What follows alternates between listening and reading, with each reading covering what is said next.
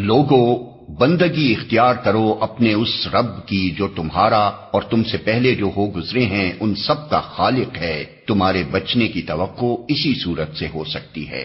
وہی تو ہے جس نے تمہارے لیے زمین کا فرش بچھایا، آسمان کی چھت بنائی، اوپر سے پانی برسایا اور اس کے ذریعے سے ہر طرح کی پیداوار نکال کر تمہارے لیے رزق بہم پہنچایا۔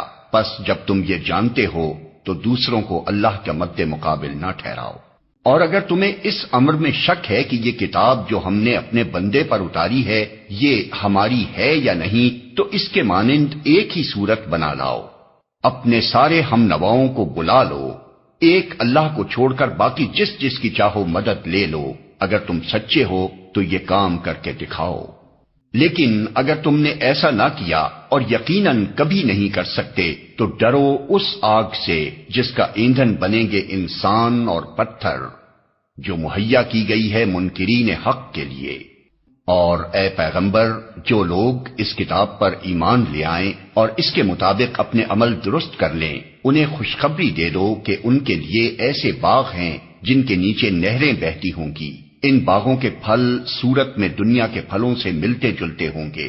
جب کوئی پھل انہیں کھانے کو دیا جائے گا تو وہ کہیں گے کہ ایسے ہی پھل اس سے پہلے دنیا میں ہم کو دیے جاتے تھے۔ ان کے لیے وہاں پاکیزہ بیویاں ہوں گی اور وہ وہاں ہمیشہ رہیں گے۔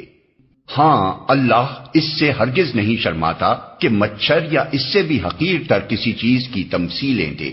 جو لوگ حق بات کو قبول کرنے والے ہیں وہ انہی تمثیلوں کو دیکھ کر جان لیتے ہیں کہ یہ حق ہے جو ان کے رب ہی کی طرف سے آیا ہے، اور جو ماننے والے نہیں ہیں وہ انہیں سن کر کہنے لگتے ہیں کہ ایسی تمثیلوں سے اللہ کو کیا سروکار۔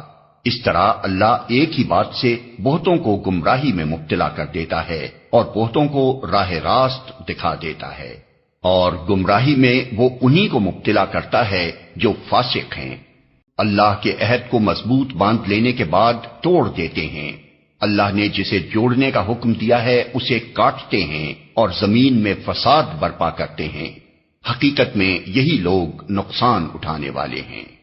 تم اللہ کے ساتھ کفر کا رویہ کیسے اختیار کرتے ہو، حالانکہ تم بے جان تھے، اس نے تم کو زندگی عطا کی، پھر وہی تمہاری جان سلب کرے گا، پھر وہی تمہیں دوبارہ زندگی عطا کرے گا، پھر اسی کی طرف تمہیں پلٹ کر جانا ہے۔